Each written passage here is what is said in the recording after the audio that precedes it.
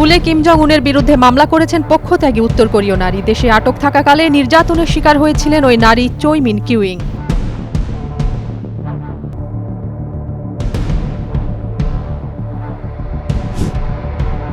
ব্রাজিলীয় পণ্যের রিসিপ্রোকাল শুল্ক 10% থেকে বাড়িয়ে 50% করেছেন প্রেসিডেন্ট ট্রাম্প। তাম আমদানির উপরও 50% মাশুল আরোপ করেছেন তিনি।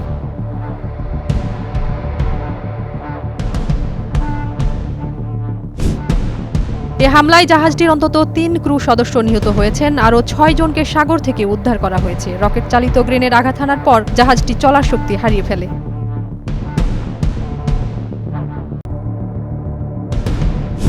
ফ্রান্সেস্কা আলবানিজ যুক্তরাষ্ট্রের নিষেধাজ্ঞাকে মাফিয়া কায়দায় ভয় দেখানোর কৌশল বলে উড়িয়ে দিয়েছেন। গাজা ইসরায়েলের যুদ্ধের সমালোচনা করায় তার উপর নিষেধাজ্ঞা জারি করা হয়।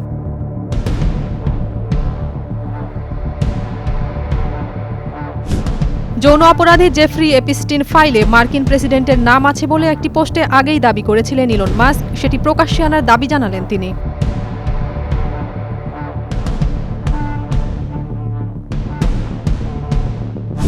এ নিয়ে চলতি বছর ভারতীয়দের 3টি জাগুয়ার বিমান বিধ্বস্ত হল। প্রথমটি হয় 7 মার্চ হরিয়ানার পাঁচকুলায়, অপরটি 2 এপ্রিল গুজরাটের রামনগরের কাছে।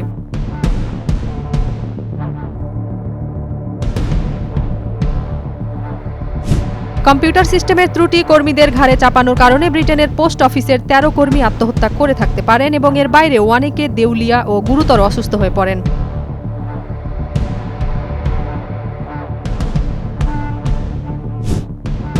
ভারতের কেন্দ্রীয় স্বরাষ্ট্রমন্ত্রী অমিত শাহ অবসরের পর জীবন কেমন হবে তা নিয়ে এবার খোলাখুলি বললেন। কাজ থেকে সরে যাওয়ার পর পড়াশোনাই হবে তার জীবনের মূল সঙ্গী।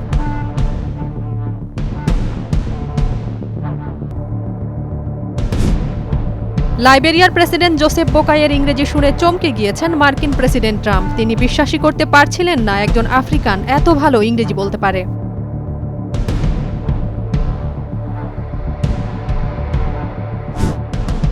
যুক্তরাষ্ট্রে চীনা পোশাক আমদানি মে মাসে 22 বছরের মধ্যে সর্বনিম্ন পর্যায়ে নেমে এসেছে। যুক্তরাষ্ট্রের উচ্চ শুল্কের কারণে আমদানির এই ধস নেমেছে।